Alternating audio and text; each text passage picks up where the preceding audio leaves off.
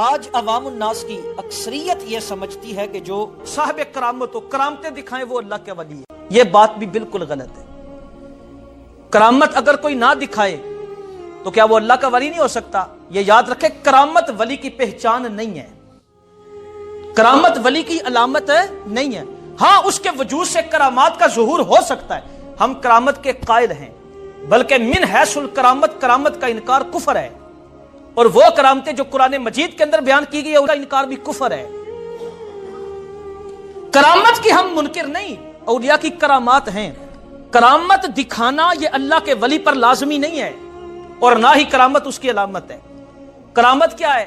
جو پانی کے اوپر تیرے. اگر پانی کے اوپر تیرنا ہی ولایت کی علامت ہے تو پھر مچھلی سب سے بڑی ولی ہونی چاہیے. پھر تنکا جو پانی کے اوپر تیرتا ہے ڈوبتا ہی نہیں ہے، پھر اس کو اللہ کا ولی ماننا چاہیے. اگر پانی پہ تیرنا ہی ولایت کا معیار ہے، اور اگر ہوا میں اڑنا ولایت کا معیار ہے، یہ ولی کی علامت ہے، تو پھر گدھ کو اور چیل کو سب سے بڑا ولی ماننا چاہیے. یہ تو سب سے اونچی پروان اڑتی ہے، تو پھر چیل کو بھی اللہ کا ولی مانو بھائی، یہ بھی تو ہوا میں اڑتی ہے. اور اگر ہم کہیں کہ جی جو دل کی بات جانے وہ اللہ کا ولی ہے، تو پھر شیطان سے بڑھ کر بھی کوئی دل کے وسوسے جانتا ہے، خیالات جانتا ہے، پھر شیطان سب سے بڑا ولی ہو. یہ ولایت کی علامتیں نہیں ہیں. کرامت نہیں اللہ کے ولی کی علامت. ہاں، اللہ کے محبوب کی شریعت پر استقامت یہ اللہ کے ولی کی علامت ہے کہ وہ شریعت پر قائم ہوتا ہے. اس لیے فرمایا الاستقامت فوق الکرامہ، استقامت کرامت پر باری ہے. اور ایک قول یہ بھی ہے الاستقامت خیر من الف کرامہ.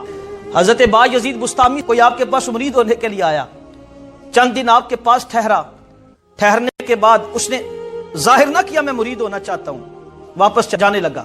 آپ فرمایا بھائی تو آیا کس ارادے سے تھا؟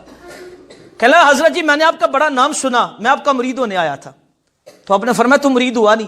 کہنے لگا میں نے آپ سے کوئی کرامت ہی نہیں دیکھی، تو کوئی آپ کے وجود سے کرامت کا ظہور ہوتا تو میں ولی مانتا نا آپ کو.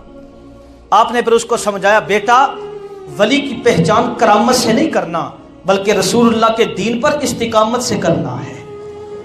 تم اتنے دن میرے پاس رہے، تم نے ایک دن بھی مجھے رسول اللہ کی شریعت کے مخالف پایا؟ اس نے کہا نہیں. فرمایا اس سے بڑی کرامت اور تو کون سی دیکھنا چاہتا ہے؟ یہی تو سب سے بڑی کرامت ہے. اور پھر دوسرا معیار ہم نے جو ولایت کا مقرر کر لیا، ہم کہتے ہیں جو تارک الدنیا ہو، جس کے پاس مال کوٹھ نہ ہو، گھر نہ ہو، وہ اللہ کا ولی ہے. یہ بھی غلط ہے. مال نہ ہونا اللہ کے ولی ہونے کی علامت نہیں ہے.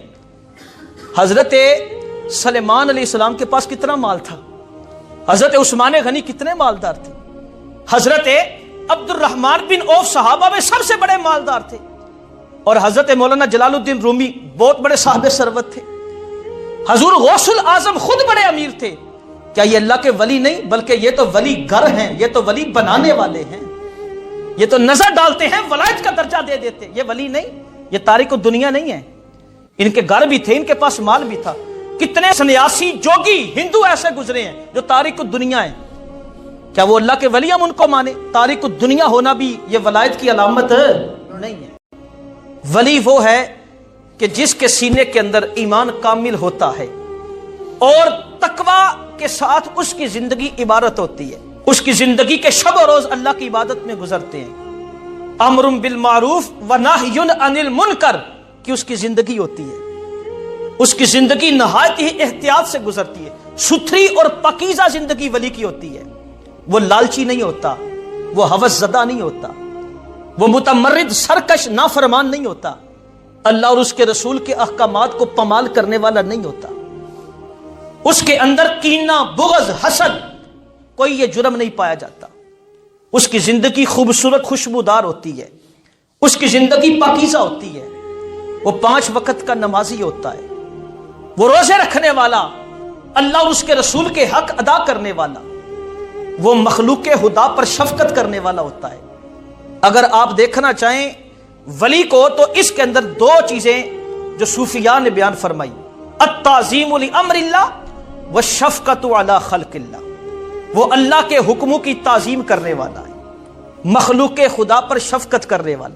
وہ کسی کا دل نہیں توڑتا، وہ گالیاں نہیں بکتا، وہ جھوٹ نہیں بولتا، وہ خیانت نہیں کرتا، وہ دھوکہ نہیں دیتا. اس کی نظر لوگوں کی جیب پہ نہیں ہوتی بلکہ لوگوں کے دلوں پر ہوتی ہے. وہ مخلوق خدا کے لیے باعث شفقت باعث رحمت ہوتا ہے. اس کا وجود لوگوں کے لیے راحت اور سکون کا سبب ہوتا ہے. وہ لوگوں کے لیے آزمائشیں اور مصیبتیں کھڑی نہیں کرتا. اس کا وجود لوگوں کے لیے ہدایت کا سبب ہوتا ہے. وہ لوگوں کو گمراہی کی طرف نہیں لے کے جاتا. اس کا وجود لوگوں کے لیے ایمان لانے کا باعث ہوتا ہے. یہ ہے وہ شخص جس کے اندر علامتیں پائی جائیں وہ اللہ کا ولی.